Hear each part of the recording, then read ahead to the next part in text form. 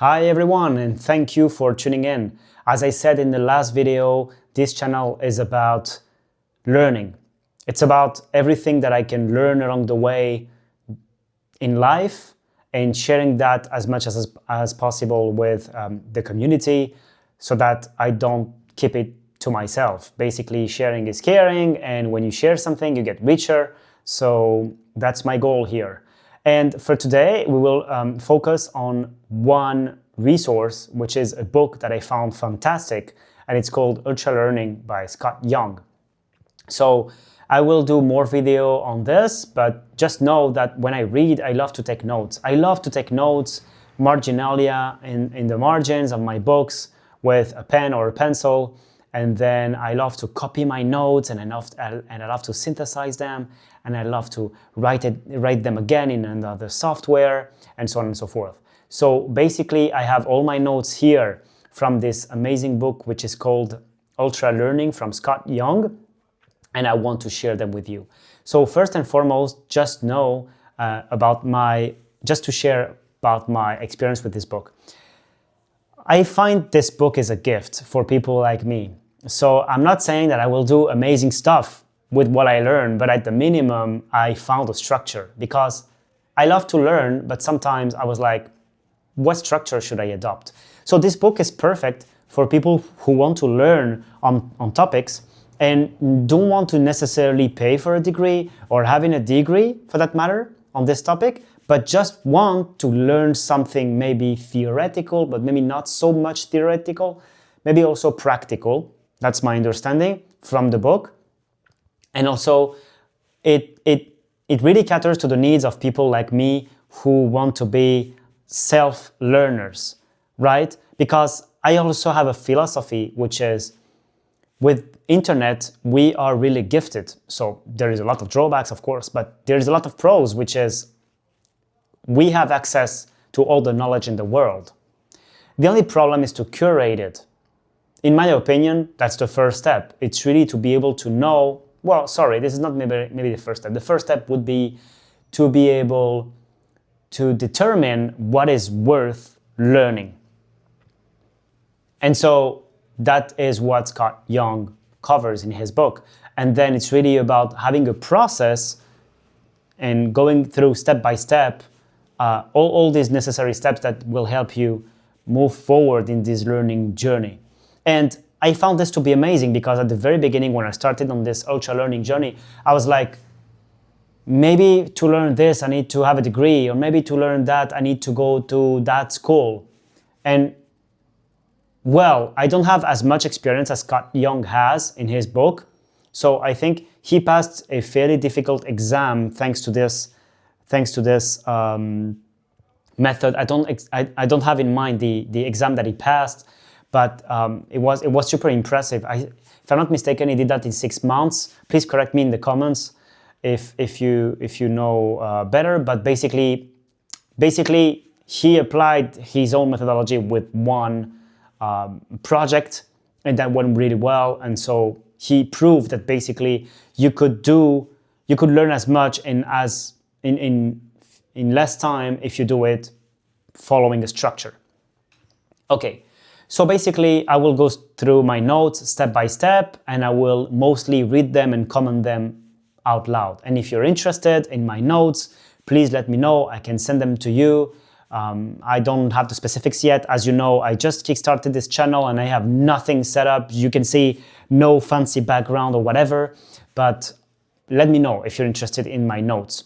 So basically, we would start with this ultra learning project by drawing a map. So it's basically a map of why you want to learn, what you want to learn, what you want to learn, and then how you want to learn it. So I think it's really important to ask ourselves these questions. And for people like me, it's even more important because I'm so passionate with learning. When I know more about a topic, I feel richer and I feel better. And again, you need to ask yourself these questions because sometimes some people, they want to learn because of vanity. I'm not saying this is the case for everyone. And maybe there is a part of us which is always present, that it's a bit of vanity. It's a bit like, oh yeah, I know more about this, so it's cool. Maybe. I don't feel it so much in my case, but I think it's worth considering that what are the reasons why you want to learn something. And sometimes there are English is not my first language, extrinsic reasons. So imagine you want to climb the corporate ladder, or you want to improve your career, or whatever. You need to get a new job in some areas. You need to get a raise, whatever. This is kind of extrinsic. And then you have some intrinsic reasons. And it can also be good. It could be something like, I feel really driven by this topic. Imagine, I feel that when I paint something, when I was a child, I had an experience, I was painting a landscape and it was amazing. And so maybe you want to reproduce that experience just for the sake of it. So that's intrinsic. And so extrinsic reasons, intrinsic reasons, and being able to ponder. Also, reach out to experts to ask if the approach is good via email, via LinkedIn. Imagine you want to get into whatever, a product designer job. Maybe it's good to know what is the path to follow to learn, what you should be learning. And so basically, it's about drawing a map of everything you need to learn. Side note, my notes that I'm about to give you are the first level of note-taking, and so they might be a bit raw, and I might come back to some things, and it might be a bit disjointed. I apologize in advance for that. But basically that. And then you need to have in mind the actual content that you will learn. So there are 3 types of contents. You will have the facts, so it's kind of the theory that you need to know, what needs to be memorized, and then the concepts, the things that need to be understood, and procedures, the things that need to be practiced. So for instance, if you want to draw, maybe it could be the names of the different drawing styles. I don't know, I just made that up, by the way. If you want to learn concepts, maybe it could be the importance of lighting, or the importance of color choices. And so it's more of a concept. And then the procedure, well, practicing the drawing skill. I don't know, it's just an example, and it's really, really bad. I apologize, but I hope you get the idea. And then the how. The how, for me, the biggest take I had from this amazing book was the how. And so it's basically benchmarking the way that people learn stuff. So the amazing idea that the author gives, and that I hadn't thought about before, was basically looking at prestigious universities' syllabus. So you look at the syllabus, for instance, MIT, Harvard, Yale, Stanford, but not only. This is not the only sources. This works well for academic topics, but these are not the only ones. If it's not an academic one, that's what the author says, you should look on internet how previous people applied the skill. And so basically you can go through Reddit. I love this resource, basically. It's amazing because, and with all this new AI stuff, in my opinion, that's really a distinguishing factor, Reddit, because these are true people, real people commenting on real stuff. And I have no affiliation with Reddit whatsoever. I'm just sharing where I get my info sometimes. And so once you have all of this information, you get to the syllabus. So it's basically the program or the curriculum. Maybe these words don't mean exactly the same thing, but that's my understanding. It's like a list of topics that you should cover. Step 1, we will learn about this. Step 2, we will learn about that, and so on and so forth. Okay, so that's for the syllabus. And then you should, of course, when you make the syllabus and when you look at many stuff, you should also have in mind and ask yourself the question every time, which of these things really aligns my goals? Maybe there are some stuff that doesn't align. There is some stuff that doesn't align with your goals. You should take that away. You should always ask yourself this question. And this is transversal kind of in the book, if I'm not mistaken. It's the idea, why am I doing this? So if you're learning project management to get the project management, product manager, professional project manager, I don't remember exactly, the PMP certificate. Well, this is the exam, right? So you have to pass this exam. So potentially you don't have to go through the history of project management, right? It's useless. So it's the idea.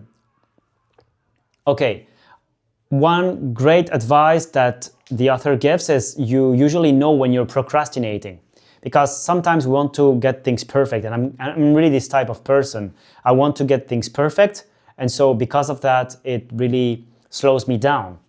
And so I don't start things sometimes, and the author gives the advice, just get started. Also a good reference, so set the time that you want to learn, set the deadline. So basically, I want to learn this by whatever, April 2026. And if it's the case, use approximately 10% of that time from now to the deadline to build your curriculum. Apparently, according to the author, building the curriculum or syllabus is crucial. So dedicate this time for meta-learning. Basically, meta-learning is what you will learn. What else? So basically, okay, and then the other advice are really about starting. Try to think that the feeling when you get some pushback about starting, about procrastination, do not last long. You can start and then you will have some inertia. It's really important to start. And then really it's the idea to also not care about the flow. We always think I should be in a state of flow. For those who don't know, a state of flow is a state in which you basically are doing your task and you're driven towards a goal and you're really concentrated and you really like it, and everything feels like you're really outside of time and space. I really love it. I experienced it sometimes, not always. But yeah, and so people sometimes have the misconception that they should be feeling flow every time, and it's not the case. The author says when you're trying to learn a skill, master a skill that is not pleasant, pleasure comes after. I'm trying to master the handstand, by the way, and so it's been 6 months already, and I'm managing maybe 6 to 4 seconds. And maybe professional people who do handstand will tell me it's not about the time, maybe not, I don't know. But I'm falling and I'm, it's not perfect and I'm not in a state of flow every time. It's not pleasant every time, but I still do it because I know that this is the process and you need to trust the process. Of course, try to prevent all distractions. Cognitively demanding tasks will be subject to distraction, for instance, reading or writing. You need to cut yourself from any distraction. And one thing that I did during my undergraduate studies that was really working, and I saw that written in the book, and I was like, what? I was applying that without knowing, is if you superimpose an active task, you will be less subject to distraction. Let me give you the example. I learned neuroscience. I have a master in neuroscience, and I learned biology along the way, and sometimes there were some really tricky topics. I don't even remember everything, but yeah. So for instance, the embryology and the genesis of neurons, how are neurons formed and created, and there are a lot of molecules and pathways and so on. And it was fascinating, but now I don't remember, but that's fine. The idea is, how could I focus for hours and hours and hours? I was able to study for like maybe 6 hours straight. Maybe with some breaks of 5 minutes, but that's it. How did I do that without being distracted? Because my learning style is I repeat out loud and I walk in my bedroom. I cannot count the days during which at the end of the day I was without voice and I was completely exhausted because I was walking all the time and repeating out loud, and I felt like a crazy person. But it was absolutely amazing because being able to repeat out loud focuses you on this active task, and then you're not distracted for anything else. If your attention derails from the task, the author says, acknowledge it and come back to the task. Adapt your context, of course, depending on the amount of focus you need. Sometimes I like to do some coding or design and I go to a cafe, and sometimes I want to write something really, let's say deep, so I will need to focus and I cannot have any sound in my ears or whatsoever.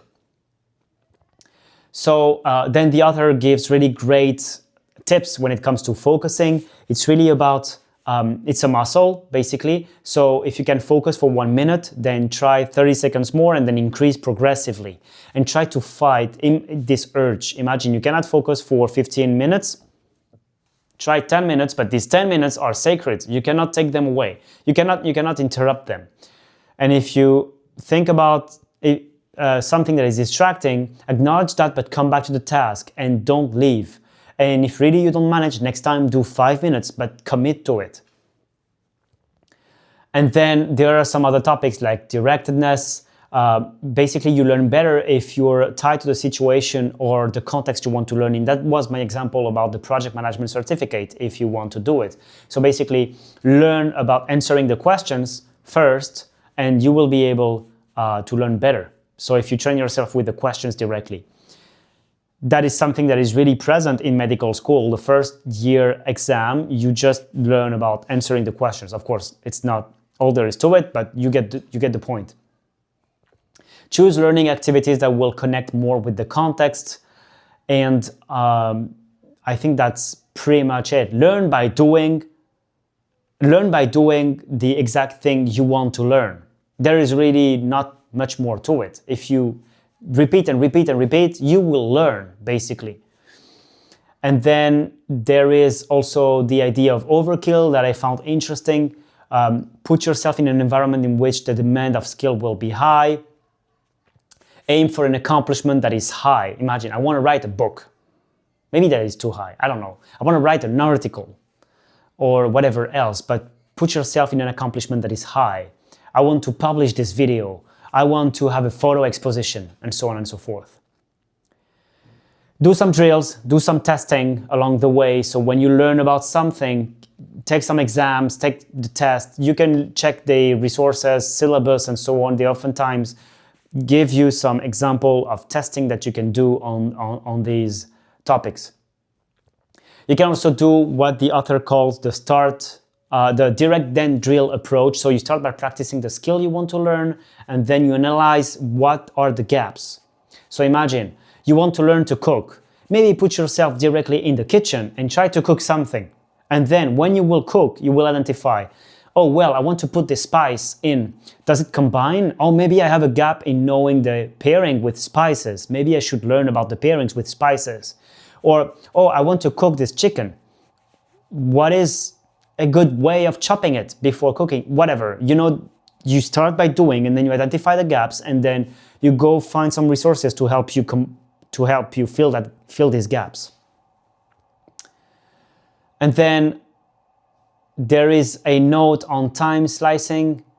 Make a slice of the overall skill to create a drill. Yeah, so for instance, a good example, I have been learning salsa and bachata for a while now.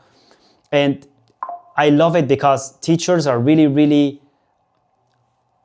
diligent with the idea that dancing is a technique. Of course, there is the heart that goes with it, but it's also a technique. So you need to master the technique. And you also need to have fun with it, of course, but you will have more fun, in my opinion, if you master the technique. And so basically, I cannot count the number of times that we were doing, no, your hand is put this way, it should be this way, or whatever. Or you should touch your partner here and not here, for instance. So that these are examples, but it's like slice the overall skill. So if you have a move in salsa, the move is composed by this and this and this and this move. So for instance, I will first learn this and then this and then this, and then I learn about all this.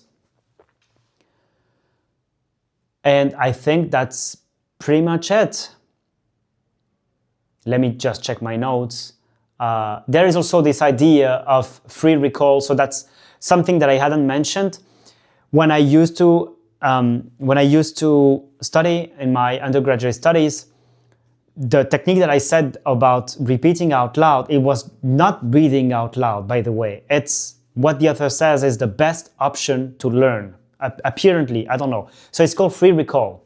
And free recall is basically you put yourself in the shoes of having an exam, and you ask yourself the question about what you had read before. So you read an interesting article about the theory of artificial intelligence, neural networks, whatever. And so basically, once you read that, you put some questions in the margins and then you try to answer those questions free recall without looking at your notes. Or you can also, what I used to do is I read out loud, I read the whole page 1, 2, 3 times. And then I hide it and then I try to repeat everything. It might not work for everything and it might be stupid for some topics. I have no idea. I did that a lot of times and it works a lot. It might also be individually dependent. It can depend on people. But for me, it's, to be honest, a really efficient technique. Because it's really frustrating when you know you don't know about something, but the act of looking for the information in your head is really amazing in terms of helping your brain to remember. And there are some tools for that. You have flashcards, for instance, and you have putting yourself in the shoes of having the exam, and so on and so forth. Try to have access to a mentor if you can. That's the point of the author, being able to gather some feedback on what you do, and that will complete your learning, of course. And so try to have some feedback on what you produce, the accuracy, the content, and so on and so forth. And he mentioned some topics: immediacy, intensity, accuracy. I don't have more notes on that. Sometimes my notes are a bit disparate, I'm sorry. But yeah, and so you have different types of feedback. You have the outcome feedback. So someone tells you if you're doing good or not, but they will not tell you why. That's also super interesting. And nowadays with artificial intelligence, we can do wonders. You prompt it, give me outcome feedback. I just want outcome feedback. And so you tell me if I'm doing right or wrong, but you don't tell me why, and I need to find out the why. You have informational feedback. I will tell you if you are doing something wrong, and I think it's pretty much the same, if I'm not mistaken. Well, let me know in the comments. Sorry for that. And sometimes you have corrective feedback. It will tell you how you can or how you should improve. The timing for the feedback, it works best if the feedback is given immediately after and then is given after a second review. So basically you have a first feedback, you review it, you have a second feedback. And then the author makes a great point about how to avoid forgetting.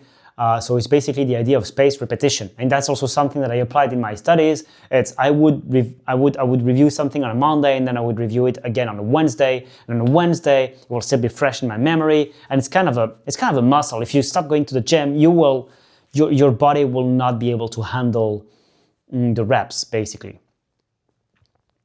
So it would be pretty much everything. As a summary, I would say first, define what you want to learn. Define the resources you will use, learn from how others learned it, especially if it's not a theoretical domain.